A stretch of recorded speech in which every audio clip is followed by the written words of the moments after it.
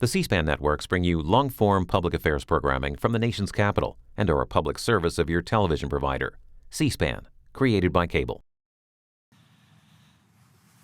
Today is the 100th New Hampshire presidential primary.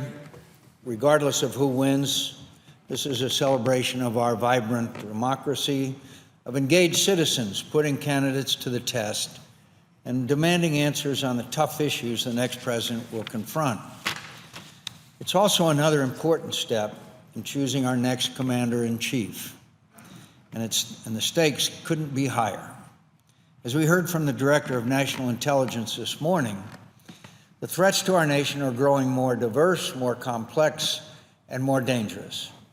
More than ever, we need a commander-in-chief with a clear vision, a steady hand, sound judgment, and confidence, not only in our nation's power, but in the values and ideals that generations of American heroes have fought for and died defending. That's why it's been so disappointing to see some presidential candidates engaged in loose talk on the campaign trail about reviving waterboarding and other inhumane interrogation techniques.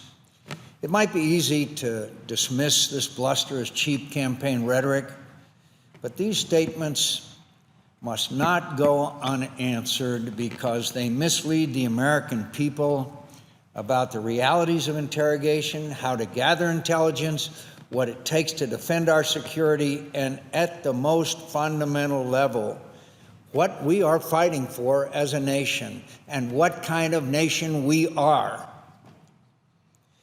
It's important to remember the facts, that these forms of torture not only failed their purpose to secure actionable intelligence to prevent further attacks on the United States and our allies, but compromised our values, stained our national honor, and did little practical good.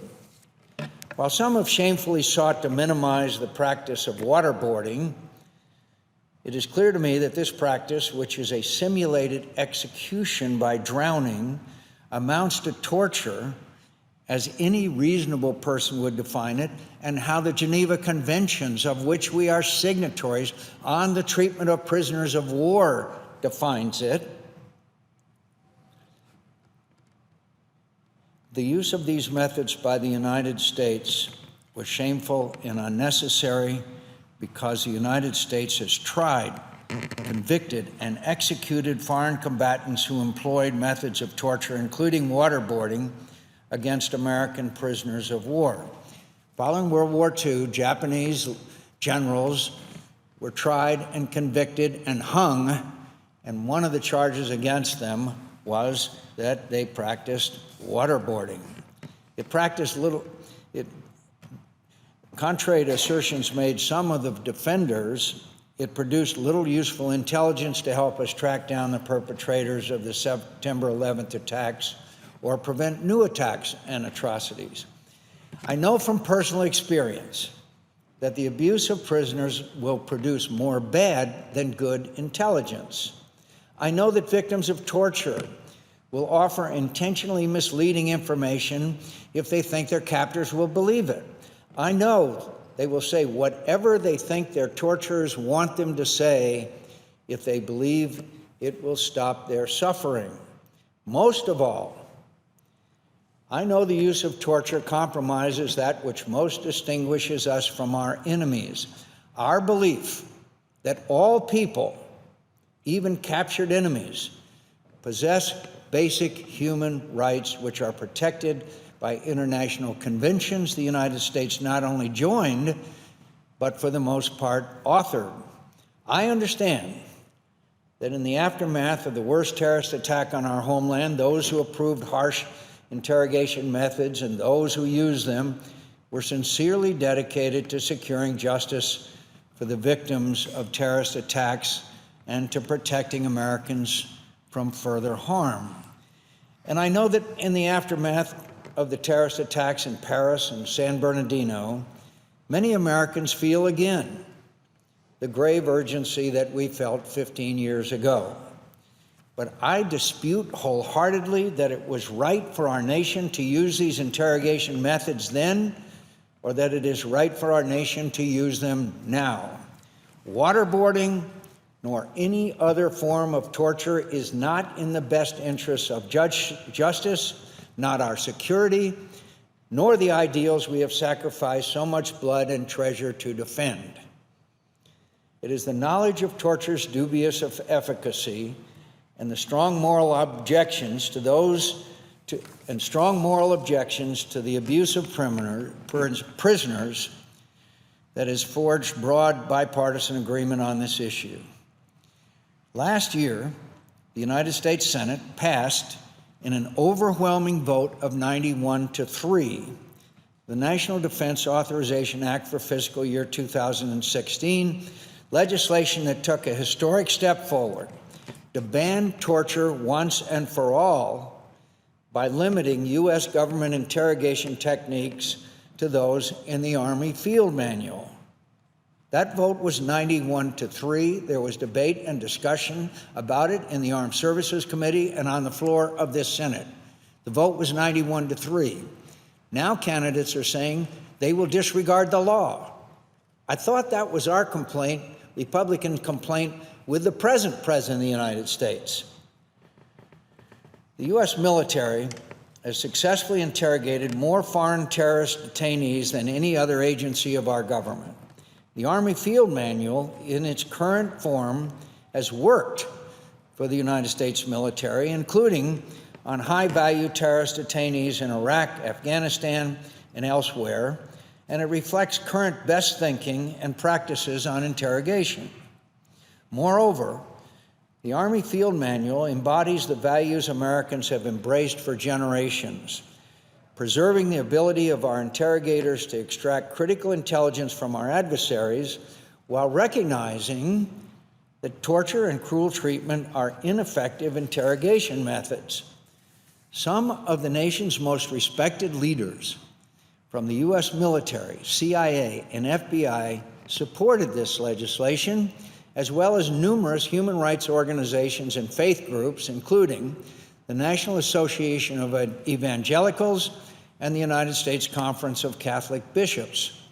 General David Petraeus, a military leader that I admire more than literally any living military leader, General David Petraeus said he supported the use of the Army Field Manual because, and I quote General David Petraeus, "Our nation has paid a high price in recent decades for the information gained by the use of techniques beyond those in the Field Manual, and in my view, that price far outweighed the value of the information gained through the use of techniques beyond those in the manual," and obviously that includes waterboarding.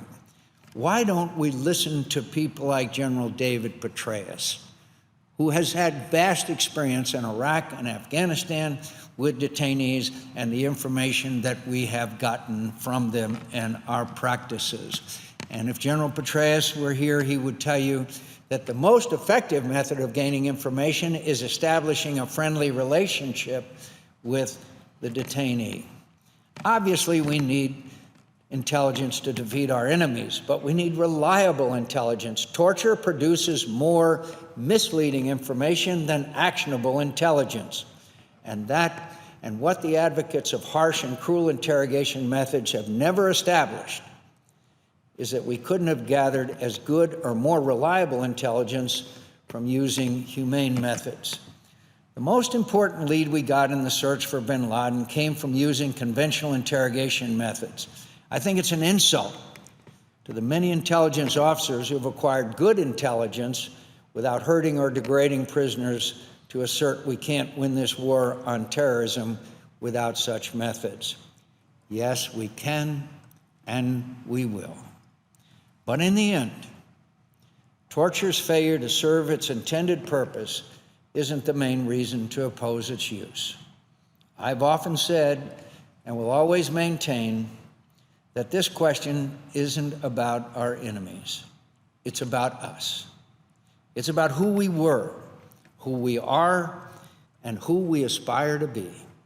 It's about how we represent ourselves to the world. We've made our way in this often dangerous and cruel world, not by just strictly pursuing our geopolitical interests, but by exemplifying our political values and influencing other nations to embrace them. When we fight to defend our security, we fight also for an idea that all men are endowed by their Creator with inalienable rights. That's all men and women. How much safer the world would be if all nations believed the same. How much more dangerous it can become when we forget it ourselves, even momentarily, as we learned from Abu Ghraib. Our enemies act without conscience. We must not. It isn't necessary, and it isn't even helpful in winning this strange and long war we're fighting. Our nation needs a commander-in-chief that understands and affirms this basic truth. Our nation needs a commander-in-chief who will make clear to those that fight on our behalf that they are defending this sacred ideal, and that sacrificing our national honor and our respect for human dignity will make it harder, not easier, to prevail in this war. And our nation needs a commander-in-chief that reminds us that in the worst of times, through the chaos and terror of war, when facing cruelty, suffering, and loss, that we are always Americans, different, stronger, and better than those who would destroy us. Mr. President, I yield the floor.